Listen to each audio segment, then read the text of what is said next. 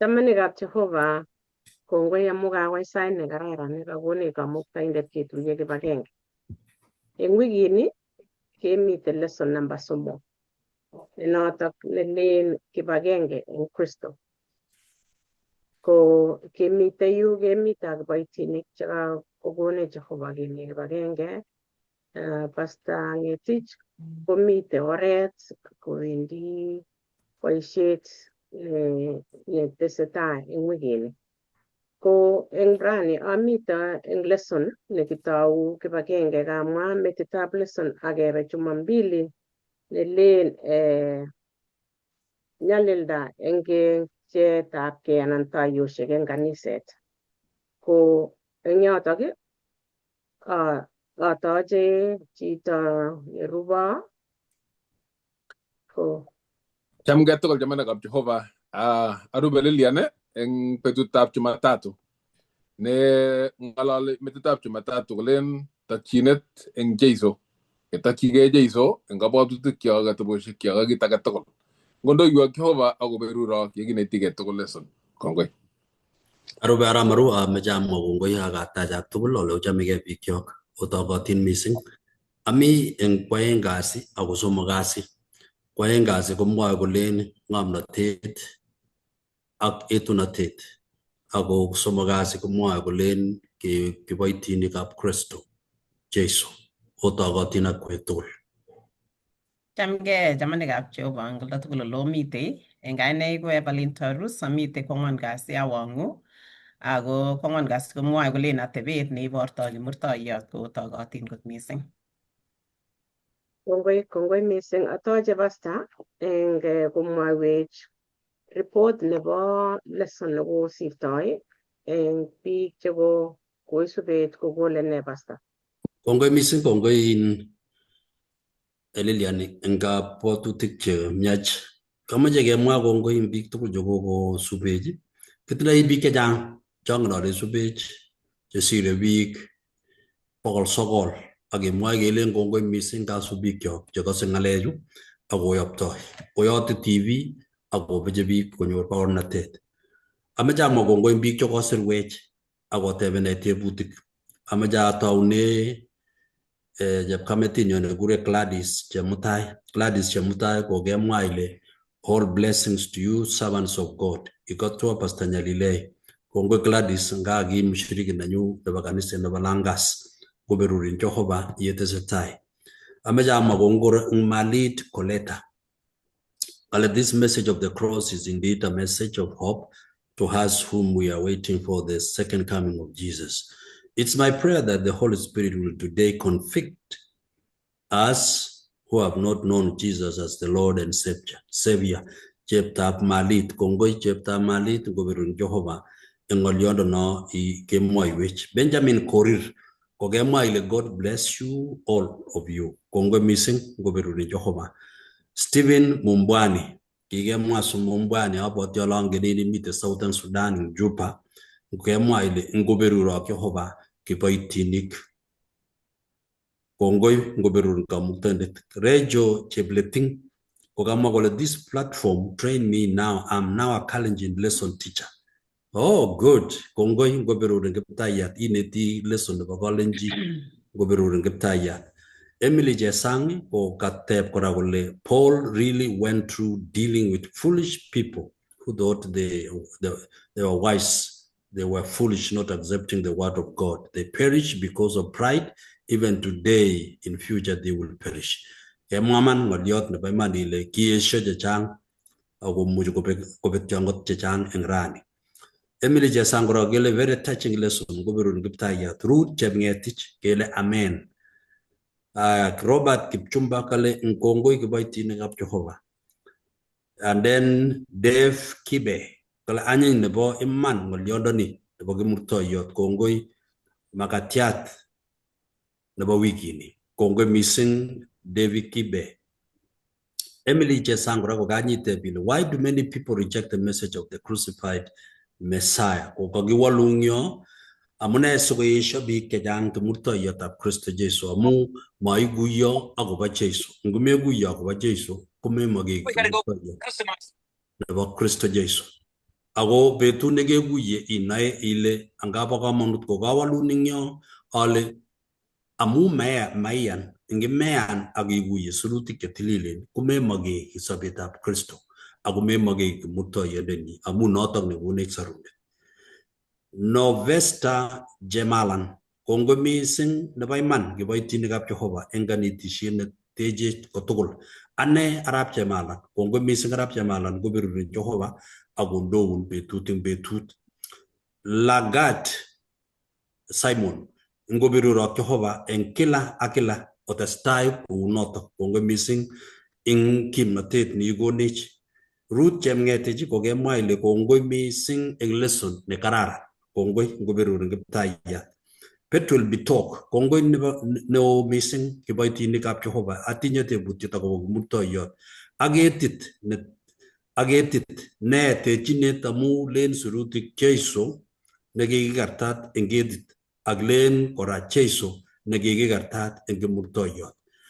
Ko angen tebutichu imuchi iteb ile ketit ak kimurtoiyot ko tos ter. Kakuyet ne rahisi ko kakiwalun biik aengu, kawalun Evelyn ak kawalun. Kamwaun alechin ketit ak kimurtoiyot ko katuiyetab ng'oliot agenge. Ketit kenyorune kimurtoiyot. Makoi nyoru kimurtoiyot komami ketit. Kimurtoiyot ko kimang'une ketik aengu, ko ketichotok aeng ko kikimur ak komong kimurtoiyot. Boisie boibo kimurtoiyot, kamwa Evelyn ak ketit komwa kole kit agenge, kabartaetab Jeiso. Kinyorchini arorutiet ne leel kurgotik chemwoe kolen kikikartat eng ketit. Inendet ne kikibar ak kokartat eng ketit boisionik 5 koitetab 30. Kochang kurgotik chemi yo chemwoe kimurtoiyot komwoe ketit. Kimurtoiyot ak ketit lakini agenge ng'alechatak mater. Kongobir Jehova yetesetai soman sirutik chekakakisirun toretin kokonin kimnatet sikobit inai. Ko yekitore ko kamwa David Kibet kole makosani aebit eng kanetisietab lesson kila yekebata betut. Kongobirun Jehova eng kondoun yetesetai ikose ng'oliot nebo Jehova ak ng'oliot nekonech kakasetabgei. Kongoi mising Lilian, rono kora kawekun testai. Kongoi ketesetai eng yotok ko abwati ng'oliotab metit nemite nemoche kesoman eng yu ko taunegei Korindoek netai, kitabutab Korindoek nebo tai 1:10 kolen asomok mising anyun chekitupche eng kainetab Kiptaiyandenyo Jeiso Kristo ale omwa tugul kit agenge simabit kabesosiek eng kwenung'wong ako si oeku cheigesunotgei kibagenge eng kabwatet agenge eng kirwoget agenge. Ko inyokenyoru Paulo kosirchin barwet biikab Korindoek, kanisetab Korindo amu kairo Paulo kole mi siretabgei. Ko kebwatwech chito sirindet eng yu kole kiaro tiong'ik chemitei yani tiong'ik kale suik. Kale suik koteptos kochang ako teptos ko kibagenge, ae boisiet agenge lakini imuchi kobargei suichutochu. Aya kenyoru kobwatwech chekikure dolphin, mabwoti ale dolphin komite amu makinekite ainet mising biikab kalenjin, lakini eng Bible kolen injiriot neo. Koteptos injirenichu kochamdosi, ribe lagokwak, boisie komie, lakini imuchi kobargei, yani kewech agenge ak kebar notok anan kewech alak anan kopcheakis koek yani koba kundit kouni kole. Aya inyoru kikure ne ants ririmik Anan ko birechik. Birechik. Yes. Birechik. Ami hams. Yes, mumwoe kolen ibing'olol ibiro birechit ngotimeche inai eng kitabutab Kalewenaik kolen ibiro birechit sikoborun amu inyoru birechit komite yani Amen. chechang cheketuiyogei kole akwae kito neo birechit atya komuchi kwamgei yani kalya iker ile tos kisiregei ak icheket mi siretab gei kimuchi keyai boisiet neo ngiro kaniseng'wong kou ne mi siretab gei anan yon mitei chomyet ne boisiet nekemuchi keyai sikiborchi biik Kristo ngot komitei siretab gei ko tos kolen ne biik chetomo konai Jeiso tos len ne biik chetokomengechen iker eng yu Paulo konetech kole siretab gei ko kaka ming'inotet eng ng'oliotab Kristo netomo kenai netomo ketach eng yani spiritual yani ming'inotet eng kipkosobei netomo yani uu lakwet kochuchuni chego eng mbiret kole tos ibwat lakwet nekakoet kokobun kelyek tinye kelek akowendi sukul akotinye mbiret kochuchunote kowendi sukul kilene yani chitugul boiyot nete ane anan chepyoset nete ane kechuchunoti iker ile kaka ngotko makiekitu eng ng'oliotab Kristo kou lagok chematindoi kabwatet eng tuguk cheyookse kesiregei ko anyun netech Paulo siretab gei ako siretab gei nitok kokonech kelya konu siretab gei eng gaa eng kanisa eng tuguk chekiyoe kotkobit nemakinget kele kitokomi kanisa anan ngoliot keker kaniset kipkoba biik alake kopcheokis koba kocheng kaniseng'wang eng yun koba taban ko yekakoba taban biik komakokeregei tos Kristo kopcheat tebe Paulo kole pcheat Kristo ngotko Kristo agenge nekemeche kenai tos pcheat ko eng yotok ameche kebe Jumapili ngotko komitei ng'olio abwoti kora koborwech Paulo kole ngot kemi kibagenge ketinye kimnotet lakini ngapkepcheage ko kakobit kekergeitu ak biikab ng'ony mami kiy nekesiregei tos mi mwalimuiyot netinye ng'oliot nelemoche kotesyi Ng'oliot agenge nemitei ko katoune akobo tiong'ik kele tiong'ik kotindoi kibagenget kimnot nguno mi tiong'ik chechang chebunu chekekure olitiket kong'ete Tanzania akobwa Mara akonyokolanda ainet kobwa Kenya kong'ete Tanzania akoi Kenya ko ngiker kobwone eng grupit neo bwone eng kimnotet neo amu kabit suswek chenyokwome nguli kobwone tiong'ik alake kosubu bwone ng'etundo akine kocheng'e amitwogik ko ngobwone sikobit mitei kimnotet nebo kibagenge yemi kibagenge tiong'ik choto ngoker kole nyone bunyot eng yun koumigei ako makoi besho amu ngobesho kebore ko ngoumgei kotebe oldo agenge koribegei ako mising koribe lagok kondoi kwen kergei kora akot beliot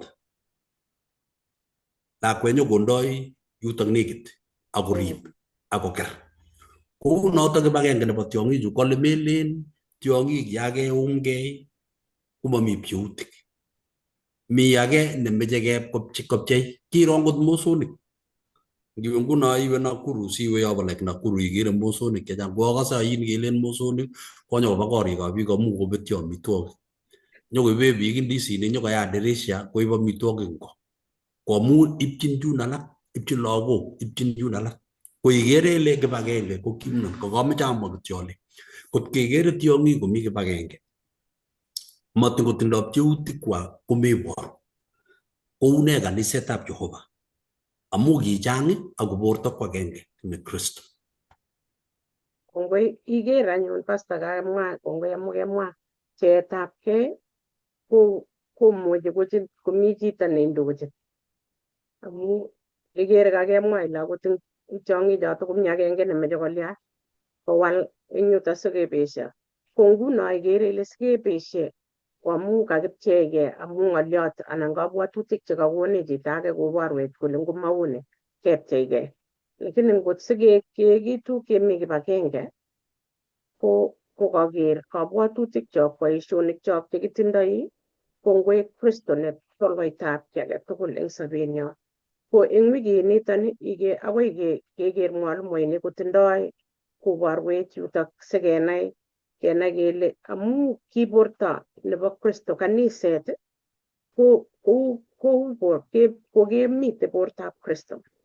Ko sikoek boisienyo, kayoktoenyo ak yani tilyandinyo nekiting'egei ak Jehovah ak biik kongwek Kristo nemite kwenunyo. Jumambili kora ketesetai akobo nyalilda anan trouble cheibunu cheutik eng kaniset. Koborwech Paulo eng kitabutab Korindoek netai 1:12 akoi 17 kokale asikeng'alale yotok. 12 koitet 17 kole kit anyun neamwoe kouni ale mwae age tugul eng okwek kole abo Paulo, abo Apollo, abo Kefa, ak abo Kristo. Tos kiat Kristo? Tos kikartatwa Paulo anan kikibatisonjo kainetab Paulo? Amwachini Jehova kongoi amu maabatisonji eng okwek kobate Crispo ak Gaio simamwa chi age tugul kole kikibatisonjo kainenyu. Ak kiabatisan chebo kotab Stefana ak ichek. Mongen kokeny ngot ko kitabatisonji age.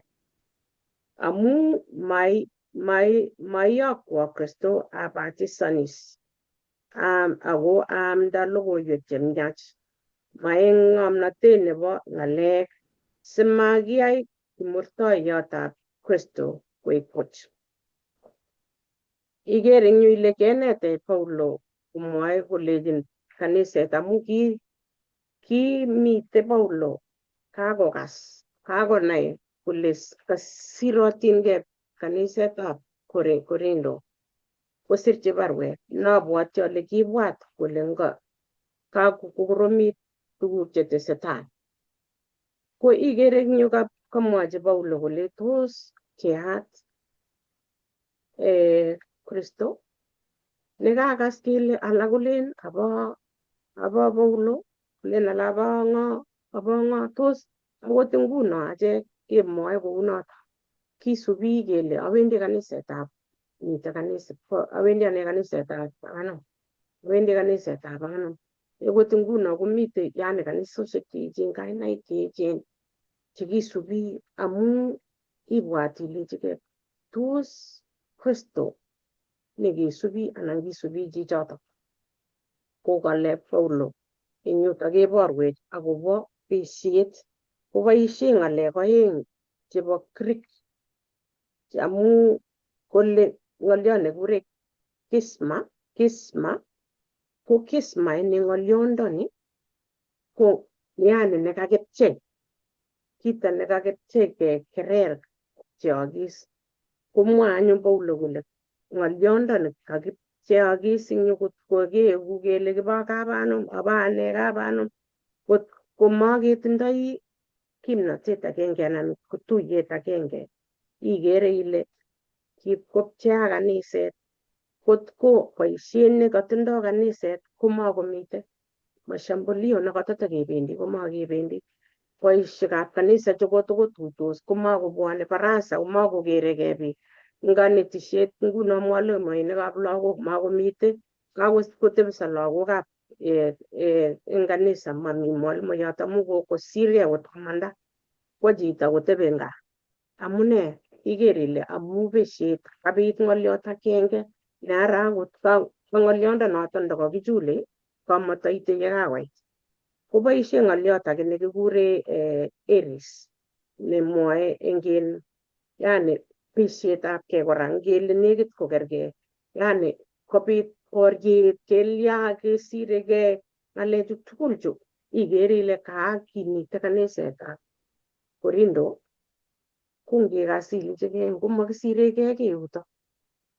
Kole Paulo ipcheat Kristo sikobit iker kanisoshechu kikepcheigei. Mitei kaniset chebo Jumapili, komi alake chebo Mamos, komi alake chebo Komut kasi, komi chemitei yani age tugul komi chelabati ak ne yani ituye chito age kamech kombar kimurtoiyot neichuti ibwat ile kalya ko amu mamitei kole Paulo mamitei chito neimuchi kokonech yani kenyoru kesarwech kou Kristo nekisorwech.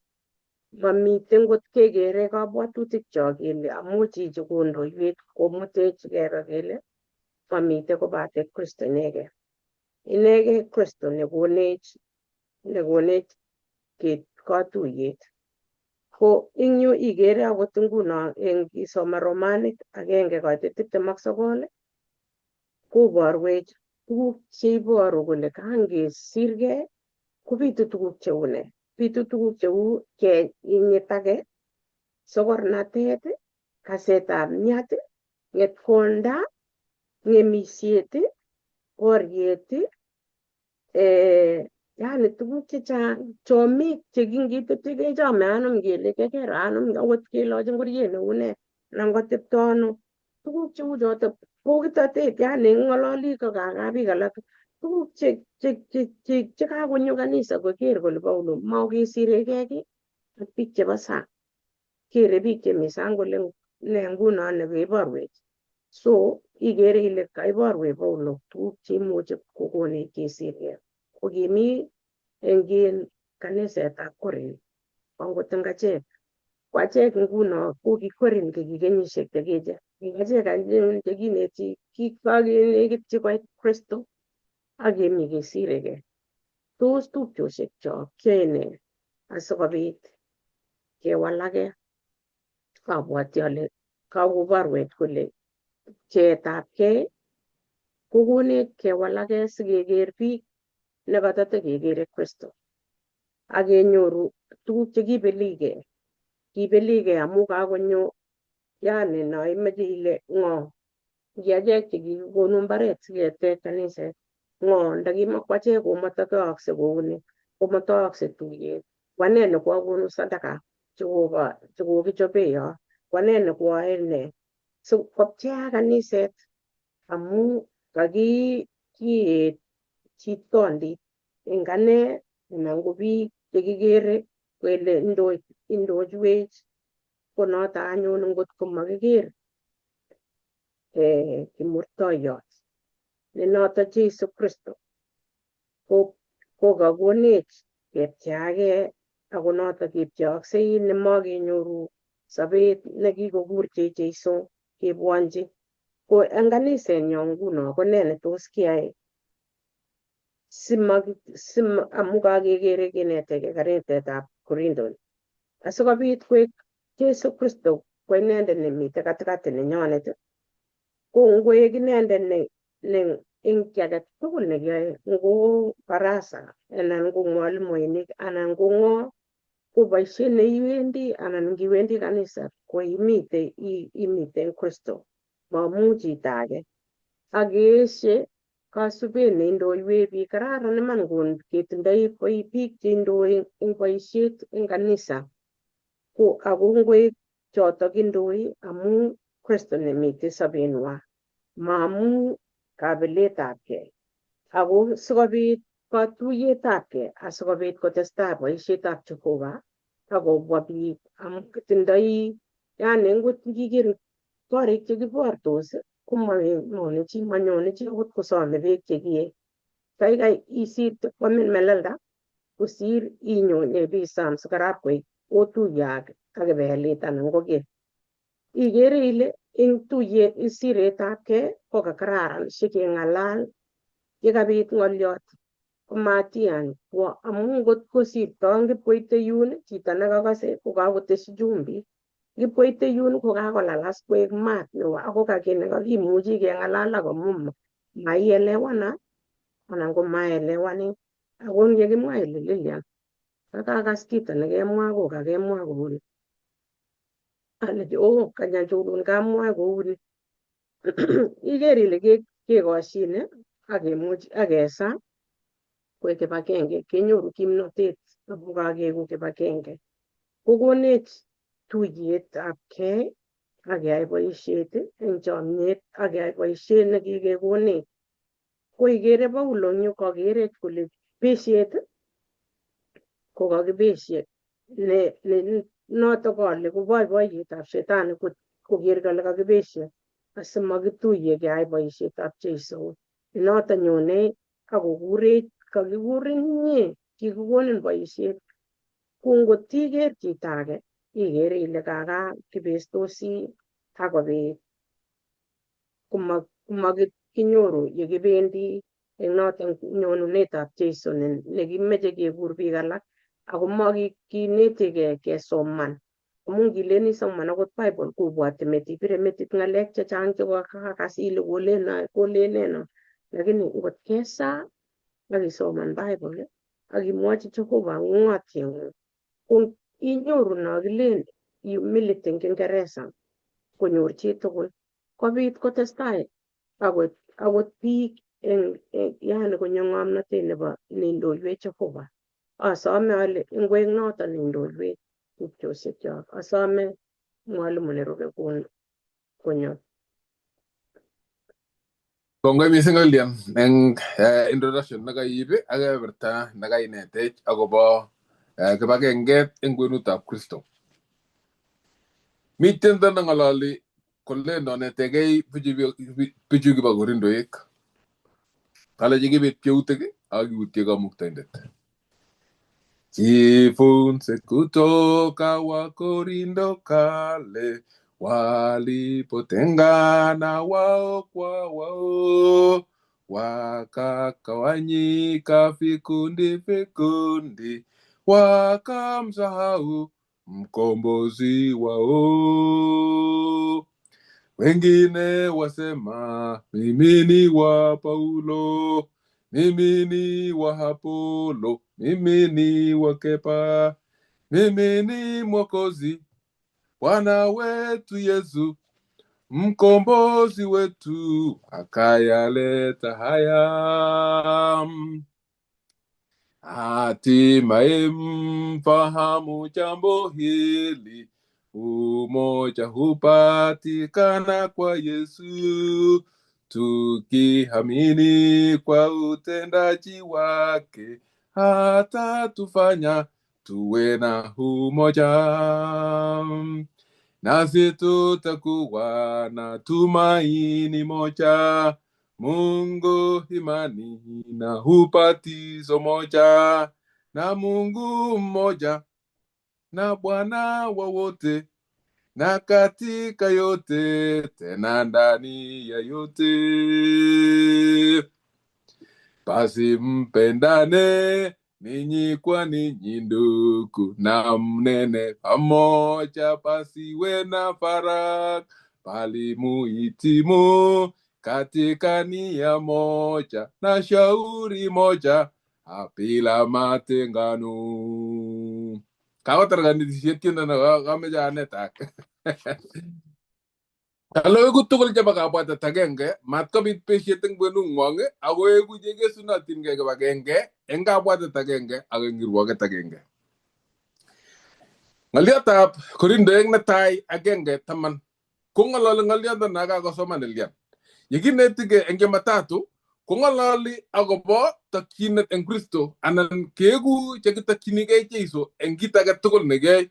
Ngot kiro Jeiso kokonde metut nebo sobenyo, kokonde metut nebo kabwatutikyo, kokonde metut nebo kit age tugul, kale keeku chebo kabwatet agenge, keeku chebo kirwoget agenge, ako kitinye lengo agenge nekitokchinigei Kristian ak kotab Jehova. Kale kimi Korindo pcheutik chechang, Notok amune singangosoman eng kitabutab Korindoik netai agenge koitini ko 10 kongalal ng'olyondoni nekale asomong mising anyun chekitupche eng kainetab Kiptaendenyo Jesu Kristo ale omwa tugul kit agenge simabit kabesyoshek eng kwenung'wong ako siyoeku cheikesunotin kibagenge eng kabwatet agenge ak eng kirwoget agenge. Kale amu kikoborwo ichek chemi kotab Chloe akobo akwek tupchosyekchu kole mi toiyoshek kwenung'wong. Kit anyun neamwoe ko ni ale mwoe age tugul eng okwek kole abo Paulo, abo Apollo, abo Kefa ako abo Kristo. Koteb 13 tos piyat Kristo? Tos kikikarta tuwak Paulo? Anan kikibatisan ja kainetab Paulo? Keteb tebutik chekakon keshach ak ketebe kele kibo ng'o? Ako tos nyolchinet kenyoru pcheutik amu ngotko mapcheat Kristo amu walunet newalu eng 13 ngoteb kole tos pcheat Kristo ilen aja mapcheat Kristo ko agenge ako noto nekekere achek tugul. Tos kikikarta tuwek Paulo kele achija chito nekikarta tuwek achek tugul eng ng'ony ko kikarta tuwek Kristo ako noto nekinyoru nyoetab kat nebo cholwokikchok ak sobon nebo koikeny. Tos kikibosen ja kainetab Paulo kele aja kale Jeiso onet ichek akobatisan eng kainetab kwanda ak werit ak tamirmiriet. Kikibosen kainetab Kristo kale akonet ichek kosub tugul chekang'atak akoker ami kobotok ak kakisunetab ng'ony. Nitok chamenekab Jehova konyolunot keeku chebo kabwatet agenge. Ngeng'alal akobo kabwatet agenge netieme konet sirutik eng yu kekere kinetegei kot toloita nebo kot. Kale sikotonon kot kotononi amu toloita. Ngiro kimugule kot kobwone banbanik chebo kot tugul koruse toloita kokakelumda toloita ngwen. Kobwa banbanik tugul chebunu inat olin akotuiyechi kwenutab toloita. Yeityo kerat eng rateiwek asikobit kotonon kot kotonone lumeiwot ne notok ko toloita nebo kot. Sikotonon kot ne sobeng'ung ko lazima kotindoi toloita nelumdoegei. Toloatak nelumdoegei ko Jeiso. Kaba banbanik cheterchin chetindoi kimnatoshek cheterchin. Ngiro banbanik kimur kitor asikotuiyo eng toloita barak yun inyoru age netenden, inyoru age nenyigis, inyoru age netepto ano nekata konurit lakini kakichop kerateiwot sikilong kot kotuiyo tugul akonamgei eng toloita yun akorat koek kot koratkei kot keshekut. Yeityo keshep eng suswek nematoku kele kawo ng'ony oldo age anan kawo barak oldo age amu ngot kwo ng'ony oldo age anan kwo barak kotoku korobonu koto. Kwa hivyo kepangani pambanek tugul rateiwek tugul chebendi barak asikonamgei ak toloita akoek flat ako marobonu kot amu kakotuiyo tugul akonamgei koek kit agenge kotuiyechi yumbo barakutab kimonjogutab kot. Kimonjogutab kot koname toloita. Kot neng'olole sirutik chetililen ko ng'olole kanisetab Jehova nenyolu koratkei kristianek tugul koek kit agenge ko toloita ko Jeiso. Tos kergei ole kingende sirutik chetililen achicha. Tos kergei talendaishek ketindoi achicha. Talentayang'ung, talendayanyu, talendayatab chi age tugul ko rateiwot ak banbaniat newendi asikobit kotuiyechi barak yun asikonamgei koek kit agenge asikotonon kanisetab Jehova akoyapta logoiwek chemechen. Eng nitok ko kale kwenetab kahanenyo nenyolu kiro ko Jeiso. Kale ki borto agenge ne notok kanisetab Jehova nekikial eng karatikab Kristo. Mureret, kale mureret nekikilelesonji neikenyi sandet ne notok Jeiso konyo kochorgei asikobit komut kanisenyi ne agenge eng kabwatet ako agenge eng kirwoget.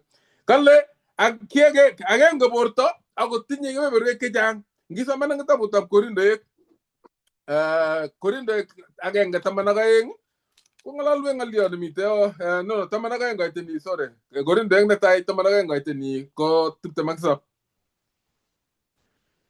Kole nguni anyun akwek ko bortab Kristo ako kebeberwekab borto age tugul eng akwek. Kebeberwek age tugul nebo borto. Kole ak kikonde Jehova alak eng kaniset chebo tai ko chekioktoi. Chebo oeng ko maotik. Chebo somok ko kanetik. Yeityo ko kwong'utik. Yeityo ko konunoikab kosobet toretisiek kandoinatosiek ako tuswek cheterotin koteben Kiptamong Sokol kole tos tugul ko chekiyoktoi, tos tugul ko mautik, tos tugul ko kanetik, tos tugul ko yaikab kwang'utik, tos tinye tugul konunoikab kosobet, tos ng'alali tugul ko tuswek cheterotin, tos iwechi tugul ko tuswek, tindoi age tugul kebeber ako kebebertab chi age tugul kotindoi komonut akobo borto. Notok amune konda ko makergei konda ak eut. Boisiet nayo konda ko ter ak boisiet nayo eut, lakini tugul kobo komonutiet nebo borto. Eng notok komitei terchinosiek chemitei kanisosiek chema terchinosiek chekonech pcheutik, lakini terchinosiek kikochi chi age tugul kebeber neoe kou yetindoi kebebertanyi eut ak kou yetindoi kebebertanyi konda asikobit kwai boisiet nesikyin kelchin borto komugul. Kwa hivyo manyolu kobit pcheutik eng kaniset, nyolu keboisie talentaisiek chekitindoi keeku chebo kabwatet agenge ak keker tugul Jeiso ko kondometut nebo talentaisiek kyok, kondometut nebo kayanenyo, kondometut nebo kit age tugul. Singot ko Jeiso ko kwenkwenutab kayanenyo, ko chi age tugul netindoi nekaboisie talentaiyanyi ak kokere Jeiso eng talentaiyanyi amailosunegei, kotekakse kanisetab Jehova ak kosuldae boisiet nekikochi. Amu kikipchechi chi age tugul asikosit boisiet nekimuche keyai nebo kaptaetab logoiwek chemechen. Ko ngot konam chi tugul talentaiyanyi ak koker Jeiso inegei, korate Jeiso eng kimnatenyi ak eng tamirmirienyi keeku chebo kabwatet agenge ak keboisie talentaisiechu eng oret nebo kwong'ut neimuche kochut biik alak kobwanchi Kristo. Lakini nekatakikere notok ko kikobit pcheutik kekerkeitu ak bichu kibo Korindoek. Kale Paulo ko macheng kibagenget kale eng Paulo kochengei kibagengetab borto. Machenge Paulo kito nekikure kerkeindab borto. Ngap komach biik kokerkeit ak biik alak, lakini makoi kerkeitu kosubkei ak talentaisiek chekikonin, ko makoi kerkeitu ngototieni, ko makoi tien akinye inetisiei, ko ngot inetisiei ko makoi kanetisye, ngot isoe ko makasa. So kikikochi chi tugul kebeberwechotok ako kanisetab Jehova koyamatkei eng talentaisiek tugul. Mitei kebeberwek tugul chebo borto koyamatkei konyitat eng kanisetab Jehova, mamulemavu. So mi kebeberwek tugul akomuchi kwai boisiet age tugul neimukoksei asikobit kosuldae ng'aliotab kaptaetab logoiwek chemechen. Eng notok komwoe kolen Paulo kochenge kibagengetab borto, lakini machengei kerkeindab borto amu makoi kerkeit ak age.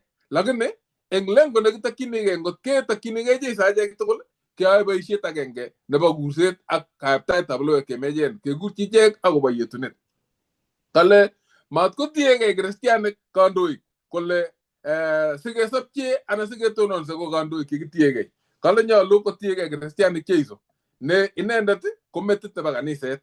So yekinyal alak chi age tugul metit ko Jeiso ko metit nebo kaniset, kobitu pcheutik, kobetos pcheutik chemitei kaniset, kobetos chamsosiek chemitei kaniset, kobetos kundisiek kikenyoru eng kanisa.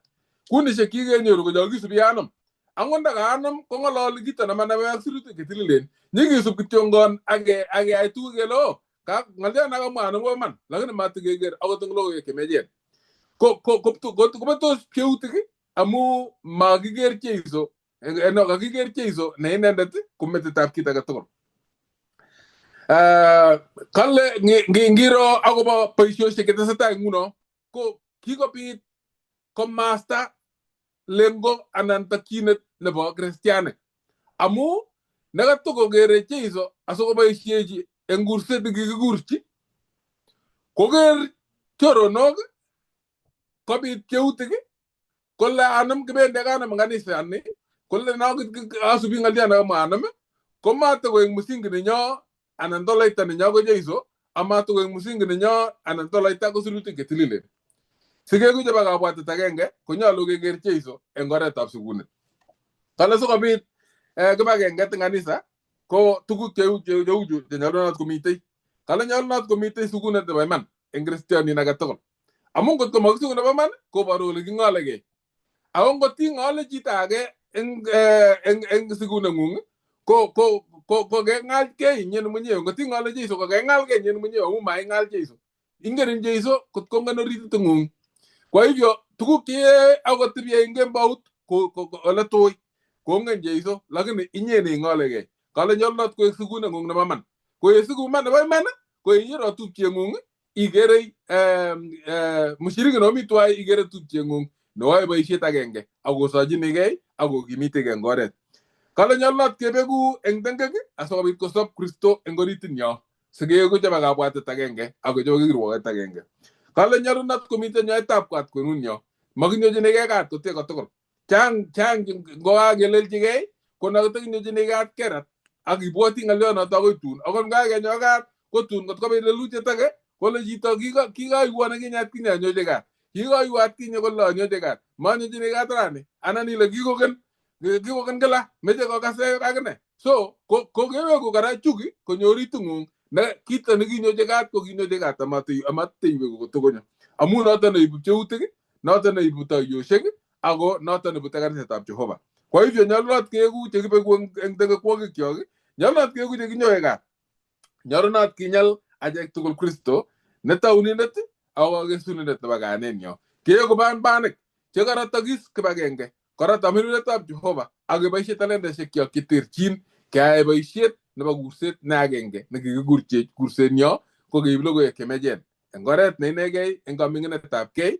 ak kesich tilyandit nemie ak Jeiso ko kanisetab Jehova. Koker biik kaniset nekakelelesonji koker biik lapkeiyet eng kaniset amu kibagenge no mitei kale nae biik kole owala maliet ngotochomdosi lakini yemite pcheutik kenae kele mala malietab Jeiso bichu amu yemi pcheutik kobortoi kole mami kibagenge amamite Jeiso eng oritinwa amu kakobit toyoshek Jeiso komatindoi toyoshek Jeiso kotuitos kanisenyi koek kit agenge eng ortinwek tugul. Tos mi chi netesei anan ko netebe tebut amakibe ketai mwalimu nerubei? Bas atache mwalimu nerubei kotestai. Kongoi missing, kongoi kanetik chekaotau. Ko kakosisin akobo ng'aliot nekabo Paulo ing kitabutab Korindoik akobo pcheutik. Man pcheutik ketindoi amu kitindoi kandoik. Indet nebo tuguk sikobit kopcheak biik komu kabit kabwatutik cheter. Eng kanisa kotab ketindoi biik chemwoe ng'alek kosubkei ak kabwatutikwak. Nakure biik chechang maoni nenyu. Ngoboisie chi maoni kole kabwoti ane ale takiyai kuni. Kotab kopcheak biik amu kioto kikure kabwatetab anum. Mi kanisa, mushiriki kanisa, amdoindet, kandoindet, lakini tindoi kabwatutik cheter. Tos kiboisie ng'omnotet yo kikonu maoni? Tos kieku biik cheititootin eng ng'alaletnyo yo king'ololi ko ki kandoindet boiyotab kanisa anan ko i pastor anan ko i kandoindetab lagok anan ko chebo chepyosok? Kang'alal Paulo eng yu akobo koimutik chebo ng'alalet nekindoi anan ko kanetisiet. Kou betusiek chekiche eng Korindoik 3 koboisie ng'oliot nelen meche keboisie ng'omnotet ak keiku cheititootin eng kanetisietnyo. Amu ngeboisie ng'omnotet keng'ololi ng'alek eng naet nekikenai sirutikab Jehova. Korok neshikondou ko tilyanditnyo ak Jeiso. Ko ngokararan tilyanditnyo ak Jeiso ko kororonitu tilyanditnyo ak icheket chekimi kibagenge tugul eng kaniset. Kot komi terchinet eng achek ak Jeiso ko nyumnyum terchinonoto ketindoi ak Jeiso koborgei terchinet neketindoi ak tupchoshekcho. Mising ko tupchoshek chebo kayanet agenge. Sikere kikopcheak kanisoshek ak kikobit kanetisioshek cheterter. Komelen kotougei ra, kitoige eng betusiekab Paulo akitoige eng kanisa nekitai. Amu kanget Paulo kwamda logoiwek chemyachen akobo kamuktaindet nebo Kristo Jesu. Kobit amdoindet age nekekure Apollo nekiyahudiot. Ako king'om nebo kwangut eng ng'omnotet ako king'om eng sirutik chetililen. Kingong'alal Apollo kosistos biik. Kergei nguno ak amdoik cho kikure kobwa kambi. Komi biik chechome amdoindet agenge kosir age kele ngong'alal kabisa anum kong'ololi ng'alek chekororonen. Kesas amdoik alak amu mang'ololi kuni kepcheage eng kwenutab kaniset amu kikeker anum kotindoi kanetishet age kosir chito age. Ako kiboitinikab Jehova komeche komwoiwech Paulo akobo tebutiet nekale lene Paulo akobo kristianik chekimite Korinto akobo sobenwa nebo etunotenwa eng Kristo Jesu. Eng kitabutab Somok kale Paulo eng Korinto netai somok koitet agenge ako koitetab 4. Ameche asoman chokchinet. Kale kitemena anyun chekitupche ang'ololwo kou biik eng atebetab tamirmiriet. Ako kou biik chemite atebetab borto, kou manyurunik eng Kristo Jesu. Kale Paulo kitemena amu kangonyone Korinto Paulo kokakomang'une Athene konyokwomdoi logoiwek konyor kaniset kopcheat. Chang biik kanisa lakini tindoi kabwatutik cheter amu amdoik chekikobwa. Kale kionyo akitemena mising chekitupche ang'ololwo kou biik eng atebet nebo tamirmiriet amu kou biik chebo borto. Ko chito nebo borto kolong'u, chito nebo borto kong'ololi ng'alek eng neregek amu long'u muguleldo. Ko ngolong'u muguleldo komeche kabeletabgei sikobit kobelgei ak chito age. Utie kole tamirmirietab Jehova kotindoi muitaet, tindoi kaming'inetabgei, tindoi chomyet ako tindoi kaikai. Lakini borto kolong'u kotab ketebegei kele angakong'alal anum kabisa ipkong'alal eng borto. Amu lekakong'alal ng'alek kakong'alal ipkobesio ak biik chekakase. Kokang'alal Paulo anyun kole komi koitetab 2 kole kikikonok chego akebana ak amitwogik cheuen ak mabana ak amitwogik cheuen amu kitomo amuch achicha angot nguno kotomo amuch. Kang'alal Paulo kole kiakonok amitwogik cheu chego. Chego ko yo chito yotokosiku chito keneti komutyo, makichokchin. Makoi imwochi kitabutab Ng'ang'utiet 13 akimwochi akobo tiondo akimwochi akobo maswetit, tiondo neng'ete oino, neng'ete nyanja ipkokwong kole angami tiong'ik chebwone akotokosiku.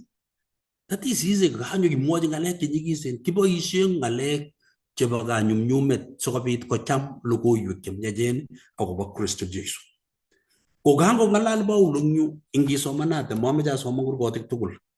Kokamwa kole eng mugulelwekyok komeche kekimit kito nekikure sobet nebo tilyandit ak Kristo eng kaming'inetabgei ak keekitu eng kayanet. Amu boisiet nebo kayanet nebo tamirmiriet kokone ng'omnotet. Ko ngokakone ng'omnotet kenai tuguk chenyolu keyai, tuguk chekimuchi kemete, tuguk chemuchi keyai ak kechop tilyandit nebo Kristo eng acheket ak mugulelwekyok ak icheket chekindochini chemite kanisetab Jehova. Kanisetab Jehova konyolu kebai eng sirutik chetililen. Kanisetab Jehova konyolu kesochi. Kanisetab Jehova konyolu keamdochi logoiwek chemyach. Ako kanisetab Jehova konyolu kemande sang kebaorian akobo sirutik chetililen chebo ng'oliotab sirutik. Ongeboisie ng'omnotet nekikekonech eng Kristo Jesu sikobit ketiakte ng'oliotab Jehova eng acheket chekiamdoi ak acheket chekasechi ak baornatet nebo atebenyo ak tilyandinyo ak Jehova. Nitok koborwech kole tos tekemi eng borto akai anan kikelach tamirmirietab Jehova. Makoi kilach tamirmirietab Jehova amu tamirmiriet ko Jesu nemite kwenunyo amu kikiyan logoiwek chemyach. Ameche awe kosomok kasi. Kosomok kasi komwoe kolen kiiku anyun kiboitinik chebo Jehova.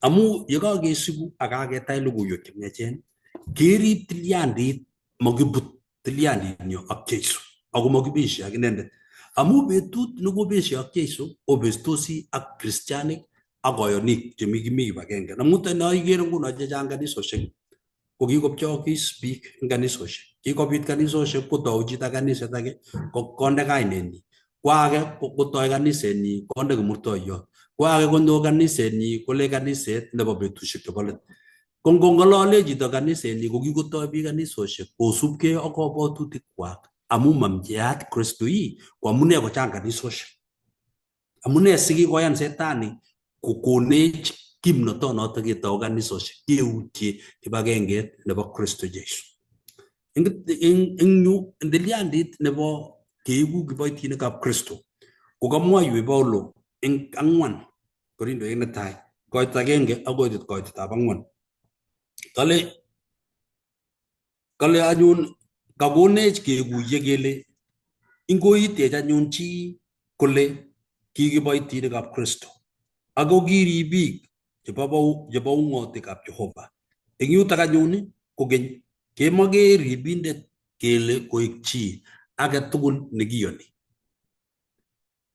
kokamwa sirutikab Jehova kole ingoitech chi age tugul kele kikiboitinikab Jehova nitok komwoiwech kole anganga kesiku aketach logoiwek chemiachen ko boisiet nerubegei ak kasikunet ak walet nebo mugulelwekyok keigu kiboitinik nebo Kristo sikenyoru atebet nebo Jeiso eng mugulelwekyok ko nakamwa Paulo kole ingoitech chi age tugul kele kikiboitinikab Kristo chebo ung'otikab Jehova anga kiboitiot age tugul nekikotach logoiwek chemiachen itindoi ung'otiet nebo Jehova ko ngitindoi ung'otietab Jehova iegu kiboitiot neititaat iamde logoiwek chemiach ak imwochi icheket chekosin ak chekosubik nyolu kwai ne kiboitiondoni eng kitabutab Filipik 2 koitetab 5 akoi koitetab 8 kokamwoiwech atebet nenyolu kobit eng kiboitiot nekakotach logoiwek chemiach chebo Jehova Jeiso kokinyokoborwech leu atebetab kiboitiot nekikikur koek inendet netelelochin tugukab ung'otikab Jehova eng 2 koitetab 5 kole eng kitabutab Filipik ngotebenok ateboni nekimite akine eng Kristo Jeiso nekinda kitinye itondab Jehova ko mait kole kit nebo komonut neo kokerkeit ak Jehova ako kiyaigei inendet koek buch akonam itondab otwogindet kokerkeit ak biik kokangomwa ng'oliotab Jehova kole ngotebi ateboni nekimite eng Kristo Jeiso mata kokikergei ak Jehova ako kitindoi itondab Jehova ko kiyai tuguchoto koek buch akiming'ingei ak koek kiboitiot sikobit kochut bororiosiek chechang kotach logoiwek chemiach so bolyot netai nebo kiboitinikab Jehova sikobit koribok kaniset akoek kaniset kibagenge akemwaite Kristo akebaorian kokenyoru tilyandit nekibo atebet nekibo Jeiso amu kinyo Jeiso ko weritab Jehova akonyo koek inendet werit nebo Maria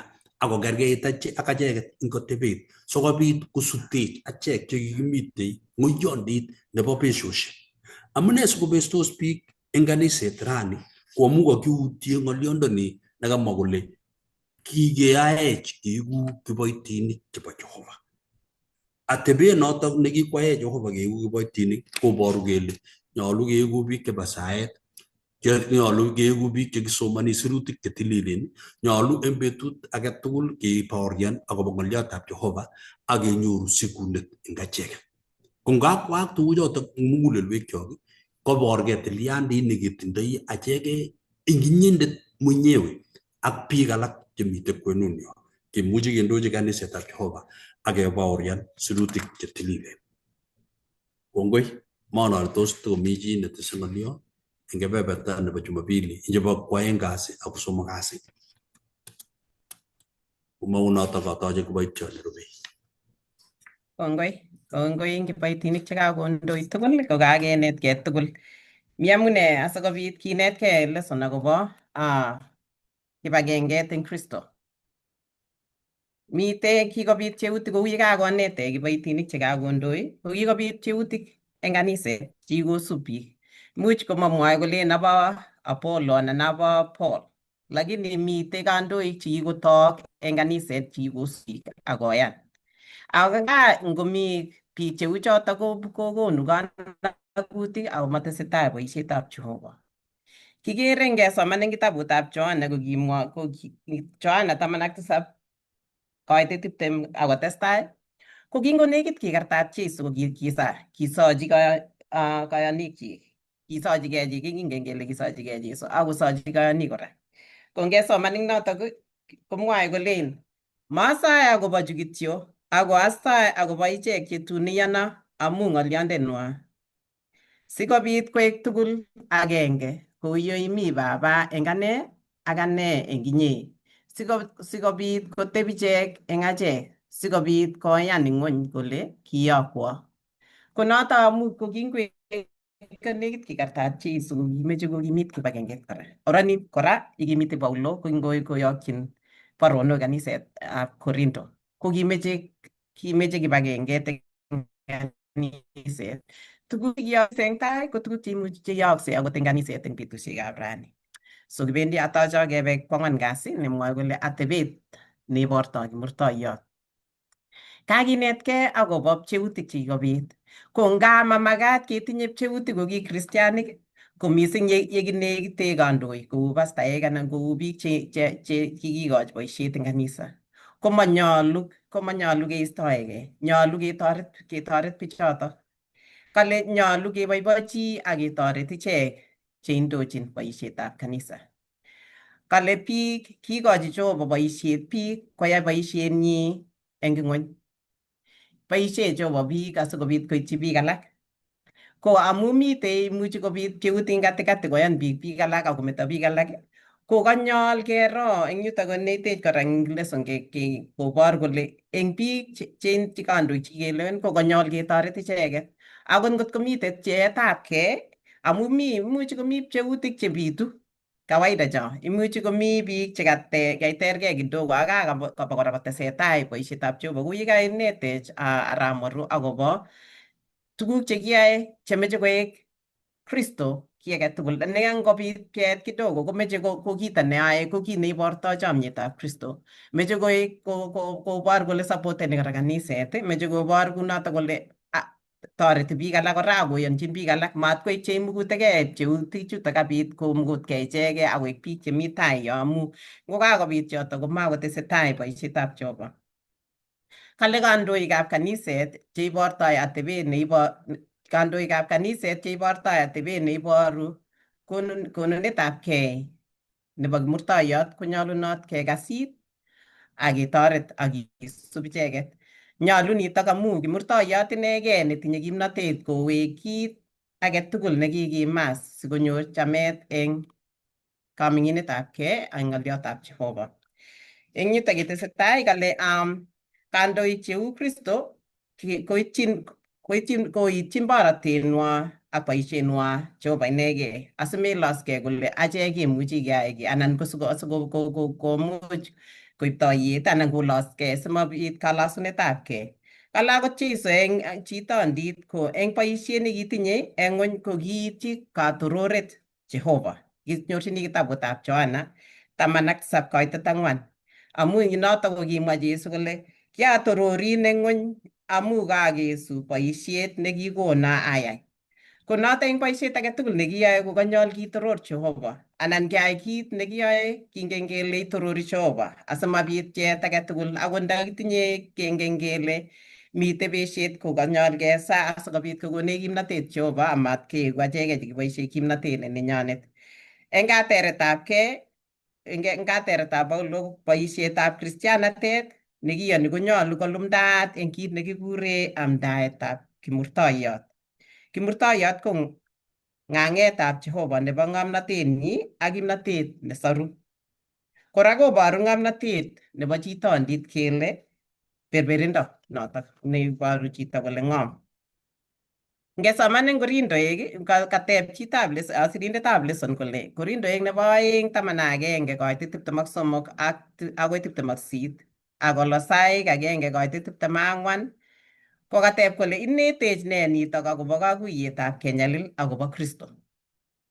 Kongasoman amache isomonchigei yotok kitabutab Korintoik nebo oeng 11 koitet 23 akoi 28 ak isomonchigei Kolosai 1 koitet 24. Koboru notok kole nyalilwogik chebwonchi kristianik akobo Jesu komelen kiy nelel.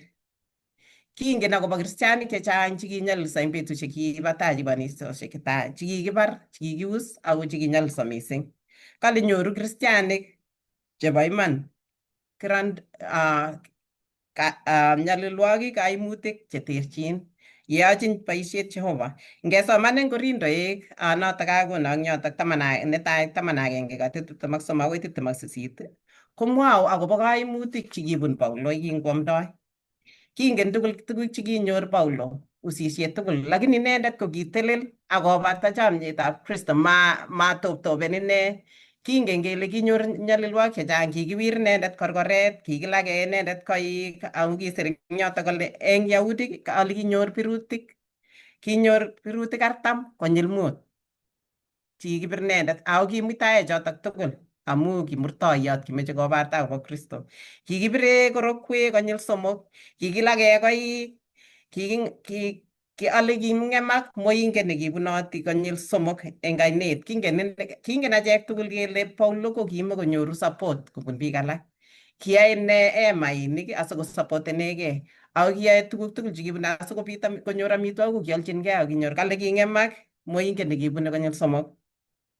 Kale kiatebe nyanjet betut agenge ak kembout agenge. Ibwoti kokaitit, much obwat kokaitit akomite moinget ako kitesetai ine. Kale eng banywek chechang ko eng ainosiek ko kibitu ng'oiyondit neo nea ku usonaik ak cho tugul. Kale kiam rubet, kinyor ng'oiyondit komite nyanjet kwen. Ako kale eng kwenutab tushosiek chebo lembech kele kichelesosis anan ne chotok nguno. Kale kinyor biik chechang cheterchin chetinye atebosiek cheter. Kale kiam rubet ak melelda ak kirukutkei mising. Lakini chotok tugul ko kimuitae. Kale kimite kora komiach komatinye ngoroik. Ako chotok tugul ko kibun Paulo chotok. Manotok kityo, eng kwenutab kotinye tiemutik chutok tugul ak kaimutik chu tugul kora ko kibwoti kaniset ako kisochin kaniset kole tabit kibagenge. Akotakas biik akobo Kristo akonai akobo kimurtoiyot nebo Kristo nekinyokomeng yotok. Kinyokomeng kimurtoiyot asikosor icheket. Ko chun tugul eng inendet kora eng let ko kimwa ne Paulo.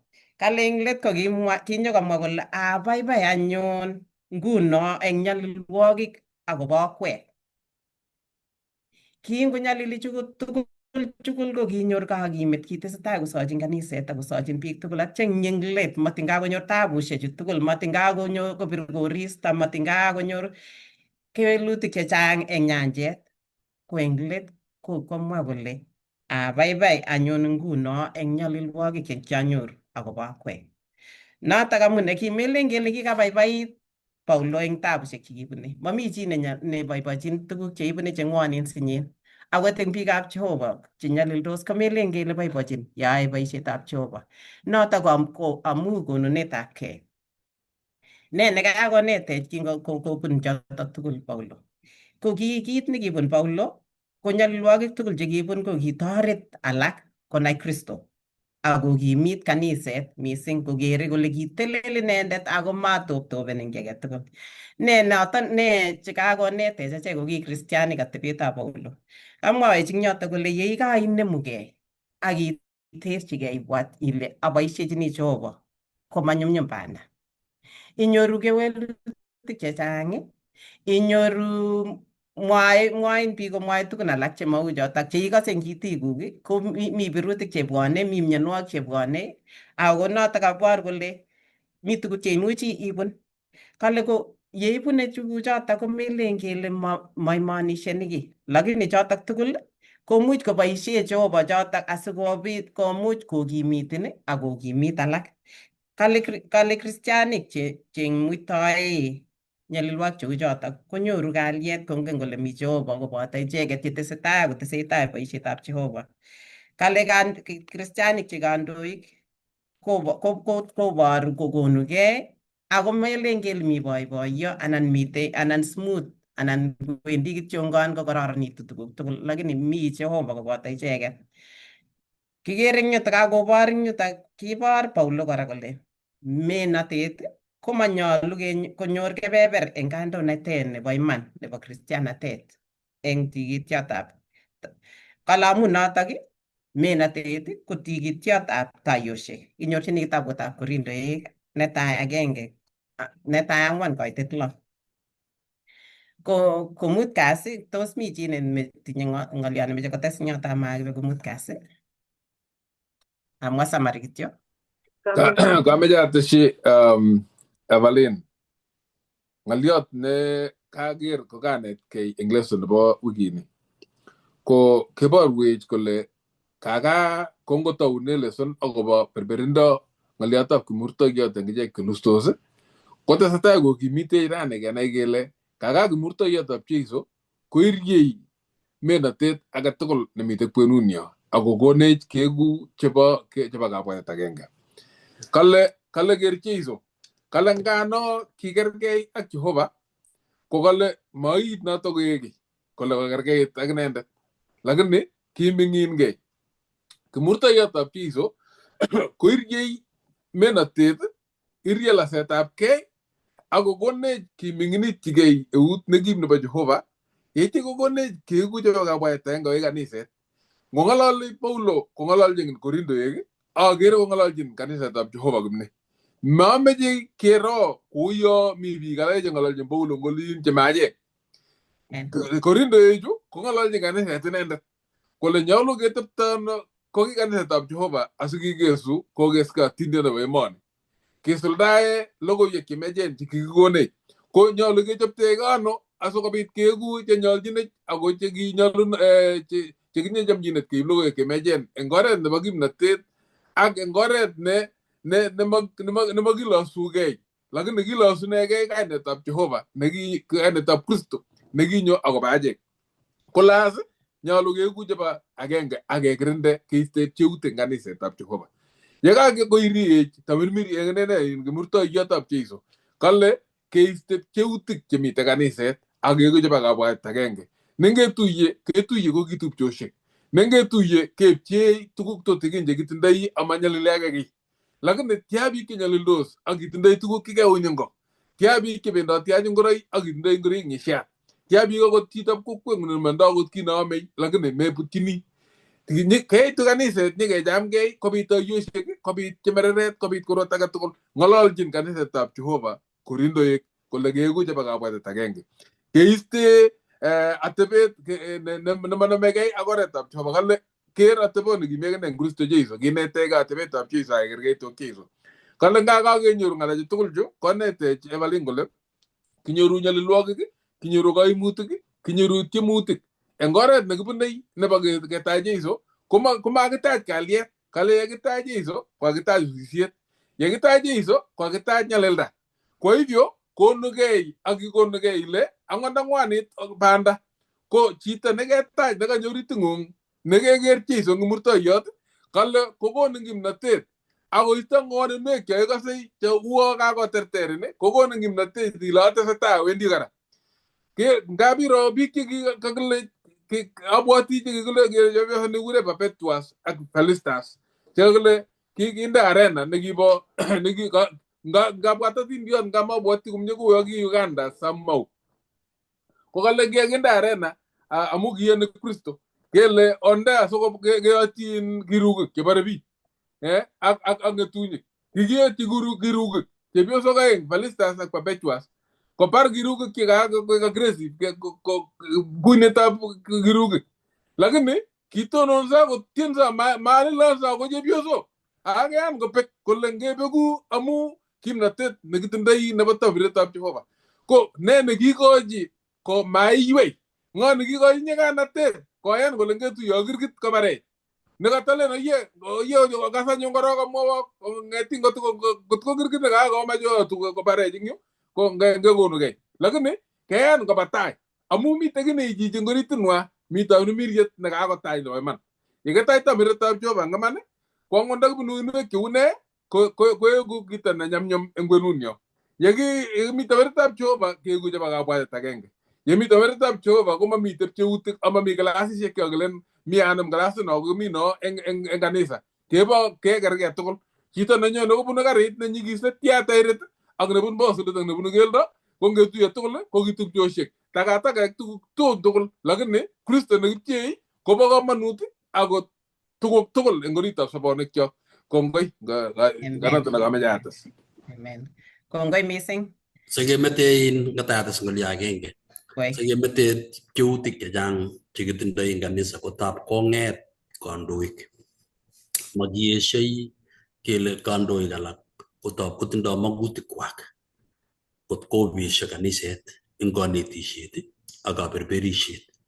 Amu lakasomanda bukuit netilil. Tab kosoman alake bukuit netilil ip kopchei kaniset. En emoni nebo Amerika angot kanisetab Seventh-day Adventist ko kikopcheak grupisiek amu chikitoi ko kiesho kandoinatetab kaniset akotoi kanetisiet nebo mastaet akonyor kasubik chekisub. Kongolin baka kora en kebeberwek chekimite ka kotab konget kandoindet kotebe ingen ile kanisani Seventh-day Adventist ketindoi lewenisiet nebo kenyisiek 5. Kongakekonin iegu kandoindet nebo kenyisiek 5 ko magetab kanisa kotokotesun kenyisiek alak 5 koek 10. Kotab kotebi kandoindet age kot komeche komechi ngecheret makomeche koistoge ngecheret kotebi yoto kuyo kikikonin inyegei iegu kandoindet ko noto komuchi kokon akichek beshet en kaniset. Ngakokoni Jehova kebeberta iegu kandoin iyan ile kakikonin kenyisiek irib kaniset komutai komi ichop kandoik alak amu notok nekoni keigu koboten imi kandoinatet koi boyotab kanisa koi pastor ichop alak koek boisiekab kanisa. Mutai ngiistegei komi kandoik alak chenyokonome ngecheret amu oret nebo tilyandit nebo Kristo ko kechop kasubik ak kayonik chekaiku kandoik.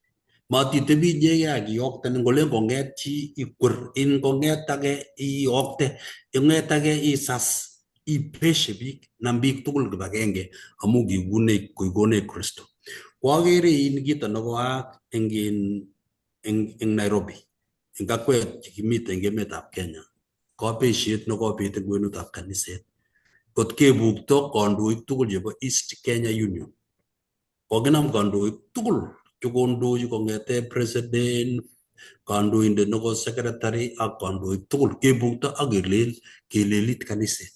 Kolia kitoi kandoik en kwenunwa mising ko kandoik chekipastaek kotoi biashara anan kitoi mungaret nebo chepkondok nekikure cryptocurrency. Ako ingian kandoik ak keibe biik rabisiek. Ako kikipchut en siri kidogo kopchei ak biik. Kokasome ale biik chekisho koro kilia momwa akosoru kaniset kot koit koyoto keisto biik. Nguno kokobit beshet amu kongeisto komi kandoik chekikase it kandoichoto ak kikere mungaranatak ko kararan amu kinyoru biik chepkondok chemeyoe kasit ak meistoi kaotik. Ingele kile sirutikab Jehova akoi iste kaotik sinyorus ko chepkondok chebwone buch komeche iribegei chito amu chepkondok chekikere ile sau buch ako maiyai kasi amu kaiboisie rabisiekab biik alak iberber komutai inyoru mungaret ko kit neya nemuche kobet kaniset.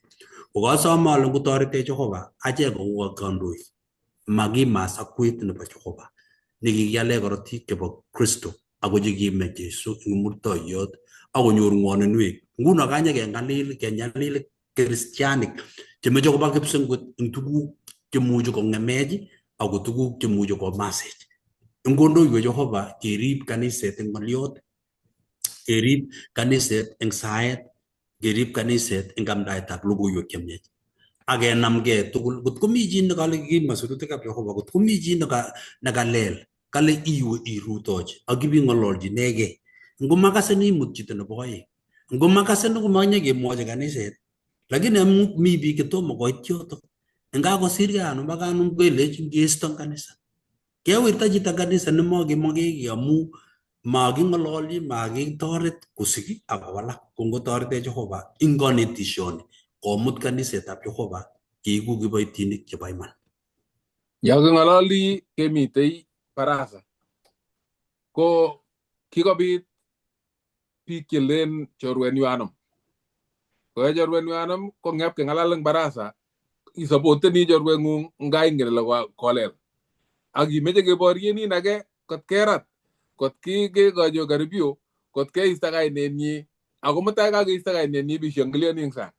Maaragenet eng inye ko kiista kainetab tupcheng'ung. Lakini sherehe ak boiboiyet nepoto tiendo nuo kanyoru katerterishet amu kakiisto tupcheng'ung eng kainetab register nebo kanisa. Notok kobortoi atebeng'ung netom konamgei ak atebet nebo Kristo. Amu kingonyo Kristo ko kinyonji kiptengekinik ak kinyo sobit kotuiyo kaniset. Yewendi icheket tugul baraza ko matkoek baraza ole kirwokchinegei. Kiakwong emoni kimite eng America ne ngiwe baraza mekase akot keng'olole chi ako kibendi eng oret nebo mutyonet, kibendi eng oret nebo chomyet, king'ololu ngot iker ile anga tengektonyu koni atya kemwa kele yamech mieindob Jehova. Tos mi ne tos manyochi kat Jehova tengek? Tos eng ortinwek kiune chenyolunot keng'ololji ak kekerkong tengekto eng kaniset nekata kiibe koek aiwet nekebe chito, aiwet nekiistoi chito nganet, ko tos ne tos kiboisie akot baraza koek oret agenge nekibune biik koek chebo kabwaet agenge ak keeku chekitokyinigei tugul eng kosir nekiborie biik. Kiro biik chechang kikeng'ololji kanisa kotomei koteryon kabisa amu kakiba keboisie pcheutik kole anom ibosupoteni anom ibkobesio akot baraza inendet kotko ngemong'u komakisaa ngesa katikati kele ongeng'etye kesa akemetoe yoto akeba saet nemasirtoi kimonjok barak amu kiosa biik ak neregek tugul. Ongero kabisa kele saet anan somenyo ako saenyo kele kochorgei kipsengwet eng oret nenegei akoisto pcheutikyo akoisto kereko eng orot age tugul akonyoiwech katengek akwae keeku chebo kabwaet agenge. Singetuiye eng kanisa ak baraza kebo kabwatet agenge ak lengo nenyonet kimonjokutkei ko Jeiso nekekere tugul kosuldo tuguk tugul amu Jeiso nekikere kibagenge. Ang'ara maru chekikomutyi biik alak kotini chekostakankei kristianik ingele kiong'wanit yoto nebo kwong'ut amu kasirgei chito age anom eng kanisa kolech amutunin polis. Koman ko ngomwoe ko ochenge sikobwa asikarik nyokonamin akemutin. Pastor kale akot Paulo kisikong'ololi ko kikemutke kotini kanisetab Korindo chekakosirgei. Iker ile nga nacham kelen circulateni sobetab biik alak ngap kekere kele cho kosen mami kiy nekesiregei. Kokanetkei nito kale ongeku kibagenge, yani kemwa kit agenge asikobit kenyoru katuiyetabgei. Ko kaker kole yani pcheetabgei ko ngwek pcheetabgei nemie. Ne notok konech keyai boisiet nebo boisiet nekiyoe kibagenge. Ko biik chekiyokto koba yu kobendi eng boisiet agenge kiyonjindosigei. Lakini matkoek pcheetabgei nepchee koisto Jeiso Kristo eng biik alak chekimite. Nguno ngikas bicho komanda sang kong'wan. Neyoche akot nguno achek yekisomani ngwo chitugul akosa akobo bichotok chekokiisto anan ko chekoistois. Amu ikere ile amu ki bortab Jeiso ko ngot ketilda eut agenge kole kochomune borto. Kikas kong'wan kwamin siyet tabanu kole amine ngilen iru komerue ako ito agenge. Abwoti ale tikinetigei keeku kibagenge eng Kristo. Ne notok ngwame siyet anan ko ikose kwame konda kekoschinigei kibagenge akoek Kristo nekaba tolait nekonech kemuchi sikoisto chemerereshiek tugul. Ng'alale lelian kito nekikure unity in diversity. Yes. Amu en kanisa sinyen kole mitei kiibu sipitali nebwane tugul kimeche kanyoiset. Kochang biik amu kabit cheutik chechang. Kochang biik chekikinach kot komanda kole maendi kanisana. Ko amune kakonyo chito kikonyo kanisa akomite amu ka boisionik sinyen kale borto agenge lakini kebeberwek chetyakwek chechang. Mi chito nekikotebi kanisa for years and years amakikochin kolya koek nini tinye potential neimuchi kotienwech, tinye potential kotach biik eng sang yo, lakini mi leaders chekikoker kityo kole ani mamu chorwenyu kikochin kwai boisiet kotko kikomanda biik alake amu chotok anan kikomanda biik alake amu katamset, kikomanda biik alake amu chomset nekere eng kanisa. Ko inye neikose nekichomin memande amu kenyone ak miondong'ung akinye imi imeche kanyoiset ko saa akikochi Jehova sikobit kotur kibagenget eng yotok. Ko eng yotok kora amu kakomwa eng yotok akobo unity in diversity. Komeche kenai kele kakimeche kobit chitugul kwai kiy, kikochi chitugul kwai boisiet neimuche kwai. Ako ko kandoik okochi boisiet biik chemi ko. Oker biik chekikotebi eng yo akotinye potential neimuche kobois asimakirecyclen same people so koboiboit chitugul akobor talent. Ngo ka deaconess rani ko next year komi another one neimuchi koek deaconess asikobois biik tugul simaekaeku deaconess kong'ete kenyisiek 20 chikikosirto akomi chito age neimuchi kobois akine kwai boisiet nekararan eng yo asikoboiboit chitugul ak kwai boisiet nebo Jehova.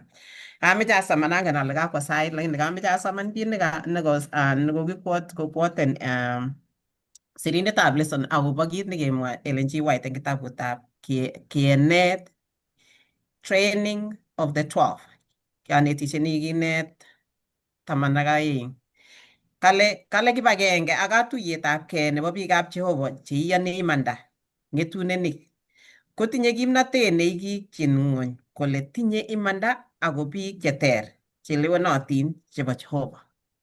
Ekas cheter chetagunotin. Kibagenge initok ak katuiyobagei koimi bunyot akotinye kakiletabgei kole tamabit. Ikere?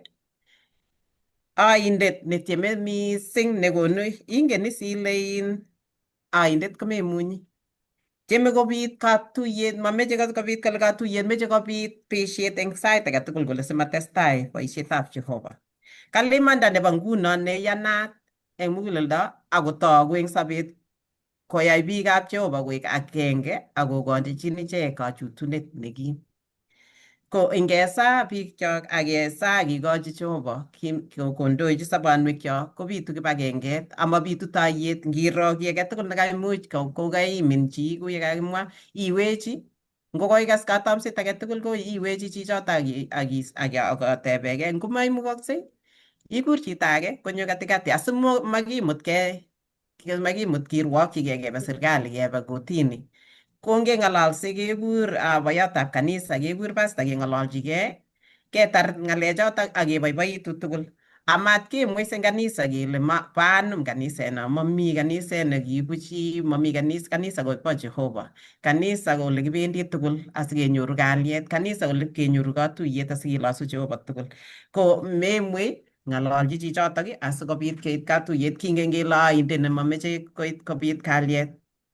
Kale kikoitogei Kristo akobo ng'ony sikobit kotililchigei biik cheter cheikilchingei boisionik chemiachen. Mache Jehova kole keitchi kibagenge nebo kayanet.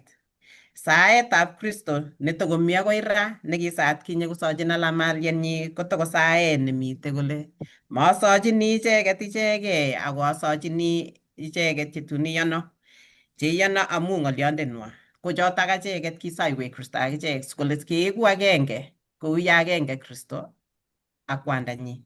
Tos mi chi netokomite tinye ng'olyo eng yotok ko ngondoiwech Jehova eng wikini yekibendi oldinwek cheterchin ko ngomutatech amu kimi ng'onyuni wosekei kabisa. So atoche kora eng lesson nebo wikini nyone kongoi eng kasubikchok chekase lesson ko ongetestai tugul kikilgei akinetkei ng'olyondenep Jehova akesochgei kongoi eng sautik chosoiwech eng kotugul Noto amune sikotesetai ng'olyondoni komie. Ko wikini nyone kebendi lesson nemwoe kolen tengekto eng kaniset. Tengekto eng kaniset ko matikosan ngondoiwok Jehova ko ongesa Kamuktaindet Jehova nesobe koigeny. Kitororin Jehova nenyo amu mieindong'ung nekaiborwech eng betutab rani. Kikakinetkei akobo kibagenget eng kaniset. Kokakikurin Jehova nenyo asikobit keeku agenge eng olotugul ole kimi. Kimi ortinwek cheterchin. Lakini Jehova eng ng'olyondeng'ung ak kimurtoiyot ko kikotuyech achek tugul keeku agenge. Kongoi Baba akobo Kristo nekinyokomee eng kimurtoiyot asikobit kotuyech ak inyendet. Eng tengekto nekikakobesiech ko kikeeku agenge Jehova nenyo. Kisomin asikobit inyoiwech kat tengekwokikchok chekiyoe kingen kele kimi ng'onyut nemitei tuguk chechang cheimech, cheimi mugulelwekchok, cheimi sobonwekchok. Ako bitu chotok tugul koibu pcheutik ak kesomin Jehova sikobit inyoiwech kat ak itililech eng mieindong'ung, tililech eng korotikab Kristo chekitartakei eng murtoiyot. Amu yomech mieindong'ung Jehova nenyo. Kisomin asikekibe nguno kemong'chi wikit netinye kibriang'et neo. Kesomin asikobit kebendate lapkeiyeng'ung Jehova nenyo akibarte chomyeng'ung. Eng tugul chekakinetkei eng betutab rani koek choto chetechech asikobit kemong'chi bounoteng'ung. Konech kachute ne inegei nekiibu kibagenget eng sobonwekchok ak olotugul ak boisionikchok tugul. Mami kiy nekineti eng Kiptayat ngoa mieindong'ung akoi yekituitosi wikit nenyone kora eng mieindong'ung amu kisoe ak kelosun eng kainet nebo Jeiso ne Yetindenyo. Amen. Amen. Kongoi. Kongoi. Kongoi.